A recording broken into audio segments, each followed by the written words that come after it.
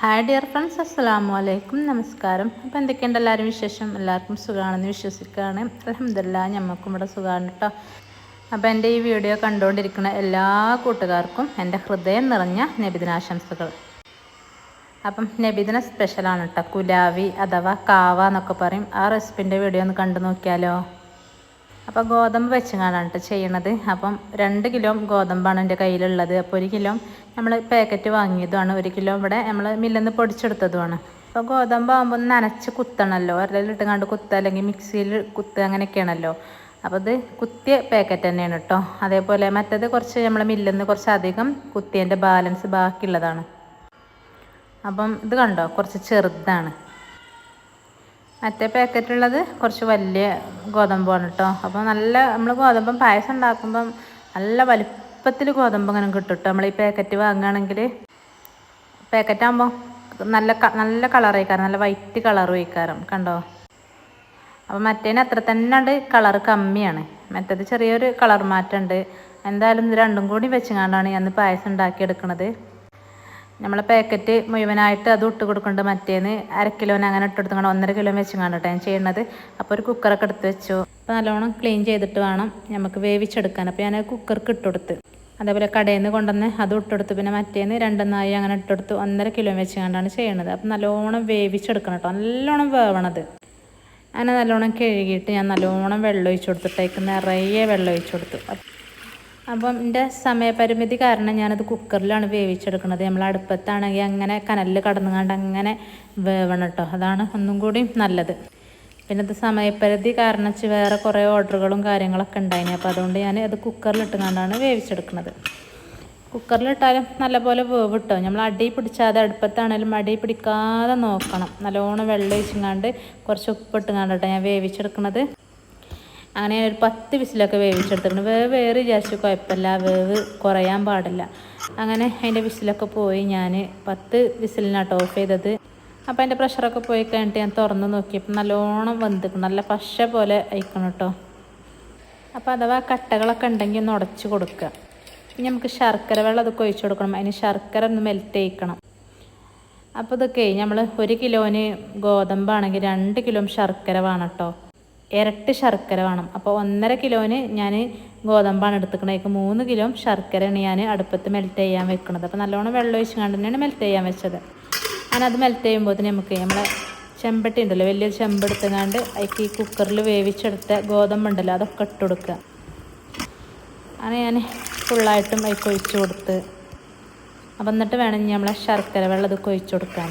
അപ്പം കട്ടകൾ അവിടെ ഇവിടെയൊക്കെ ഇങ്ങനെ കിടക്കുന്നുണ്ട്, അതൊക്കെ ഒന്ന് ഉടച്ച് കൊടുക്കുകയാണ്.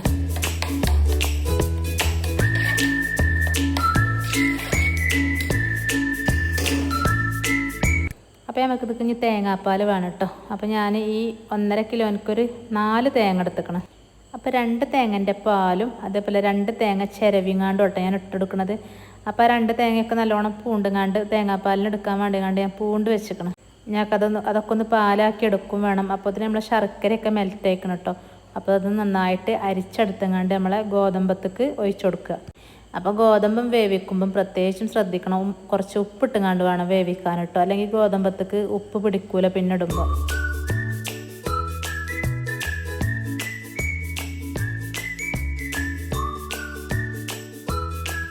അങ്ങനെ നമ്മളെ ശർക്കര വെള്ളമൊക്കെ നല്ലോണം അരിച്ചൊഴിച്ചിട്ടോ. അപ്പോൾ നല്ലോണം കരടുണ്ട് നമ്മളെ അരിപ്പയിൽ. അപ്പോൾ ശർക്കരയൊന്നും അരിക്കാതെ ആരും ഒഴിച്ച് കൊടുക്കരുത് കേട്ടോ. അപ്പോൾ അടുപ്പൊക്കെ കത്തിച്ചുകൊണ്ട് ഞാൻ അടുപ്പത്തേക്ക് വെച്ചു. അപ്പോൾ നമുക്ക് നന്നായിട്ടൊന്ന് മിക്സ് ചെയ്ത് കൊടുക്കാം.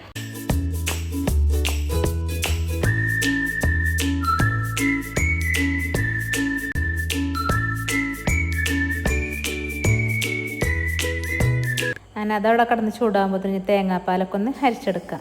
അപ്പോൾ ഞാൻ 1-ാം പാലും 2-ാം പാലും വേറെ വേറെ എടുക്കുന്നത്. ഫസ്റ്റത്തെ പാല് ഒരു പാത്രത്തേക്കും, അതേപോലെ 2ാമതായിട്ട് അടിക്കുന്നത് 2 വട്ടം നമ്മൾ ഈ ചണ്ടി ഉണ്ടല്ലോ തേങ്ങൻ്റെ അതൊന്നും കൂടി അടിച്ചു. അപ്പോഴാണ് 2-ാം പാലാവും കേട്ടോ.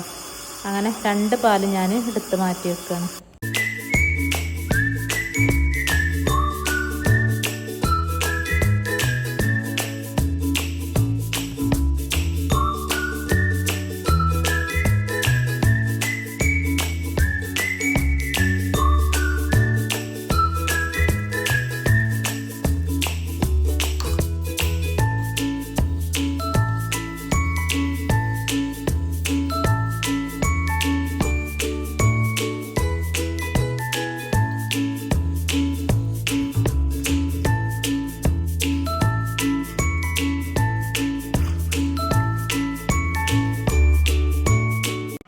അപ്പോൾ നമ്മളെ ശർക്കരയും ഗോതമ്പൊക്കെ മിക്സ് ചെയ്തേക്ക് ഞാൻ രണ്ടാം പാൽ ഒഴിച്ചു കൊടുത്തു കേട്ടോ.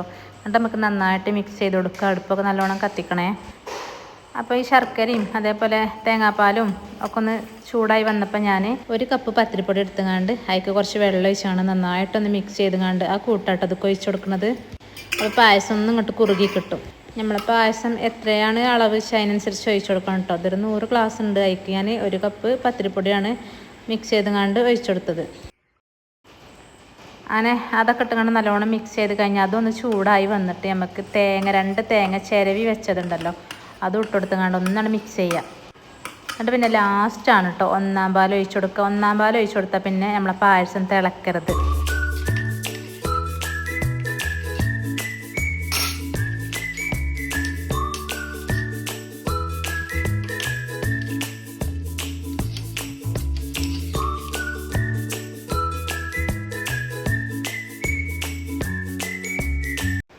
ഇനി നമുക്ക് വേറെ അടുപ്പത്തൊരു ചട്ടി വെച്ചുകൊണ്ട് ഒരു 2 ടേബിൾ സ്പൂൺ നല്ല ജീരകം, ചെറിയ ജീരകം, ഒരു 8-10 ഏലക്ക അതിട്ടുകൊണ്ട് ഒന്ന് ചൂടാക്കിങ്ങാണ്ട് വറുത്ത് പൊടിക്കുക എന്ന് പറയും. അപ്പോൾ ഒന്ന് ചൂടാക്കിയിട്ട് അതൊന്ന് പൊടിച്ചിട്ട് നമ്മളെ പായസത്തൊക്കെ ഇട്ട് കൊടുക്കുക. അങ്ങനൊന്ന് ചൂടായപ്പോൾ ഞാൻ ഗ്യാസൊക്കെ ഓഫ് ചെയ്ത് എന്നിട്ട് ചൂടാറിയിട്ടൊന്ന് പൊടിച്ചിട്ട് നമുക്ക് ഇട്ട് കൊടുക്കുക.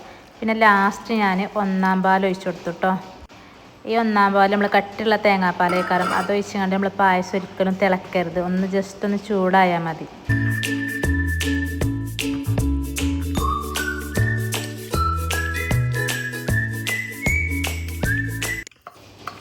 പിന്നെ നമ്മൾ പൊടിച്ച് വെച്ച ഏലക്കയും ജീരകം ഉണ്ടല്ലോ അതിട്ടെടുത്ത് കണ്ടൊന്ന് നല്ലോണം മിക്സ് ചെയ്യുക.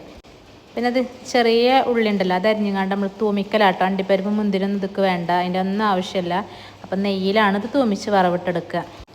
അപ്പോൾ ഞാൻ അപ്പുറത്തൊരു ചട്ടിയൊക്കെ അടുപ്പത്ത് വെച്ച് കുറച്ച് നെയ്യൊക്കെ ഒഴിച്ചു കൊടുത്തു കൊണ്ടു. അപ്പോൾ നെയ്യ് ചൂടായപ്പം കുറച്ച് ചെറിയ ഉള്ളി ഉണ്ടല്ലോ അത് കട്ട് ചെയ്തത് അതിട്ടെടുത്ത് നമുക്ക് ഇനി ഇതൊന്ന് മൂപ്പിച്ചെടുക്കാം.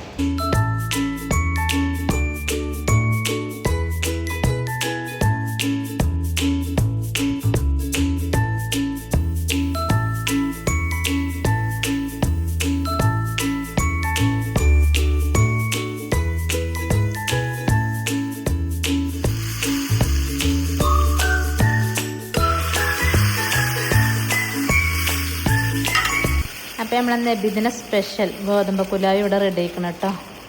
അപ്പോൾ നമ്മളെ വീഡിയോസൊക്കെ കണ്ട് ഇഷ്ടമാകുകയാണെങ്കിൽ എല്ലാവരും ലൈക്ക് ചെയ്യുക, ഷെയർ ചെയ്യുക, കമൻറ്റ് ചെയ്യുക, സബ് ചെയ്യുക. അപ്പോൾ സബ്സ്ക്രൈബ് ചെയ്യാതെ കാണുന്നവരുണ്ടെങ്കിൽ സബ്സ്ക്രൈബ് ചെയ്ത് കാണും കേട്ടോ. അതേപോലെ വീഡിയോ മുഴുവനായിട്ടും സ്കിപ്പ് ചെയ്യാതെ കാണുക. അപ്പോൾ നിങ്ങളുടെ അഭിപ്രായങ്ങളൊക്കെ കമൻറ്റ് ബോക്സിൽ അറിയിക്കുക. അപ്പോൾ ഇന്നത്തെ വീഡിയോ ഞാൻ ഇവിടെ വെച്ചാൽ വൈൻഡപ്പ് ചെയ്താലോ. അപ്പോൾ ഇൻഷാ അല്ലാഹ് മറ്റൊരു നല്ലൊരു പുതിയ വീഡിയോ ആയിട്ട് വീണ്ടും കാണാം. അസ്സലാമു അലൈക്കും.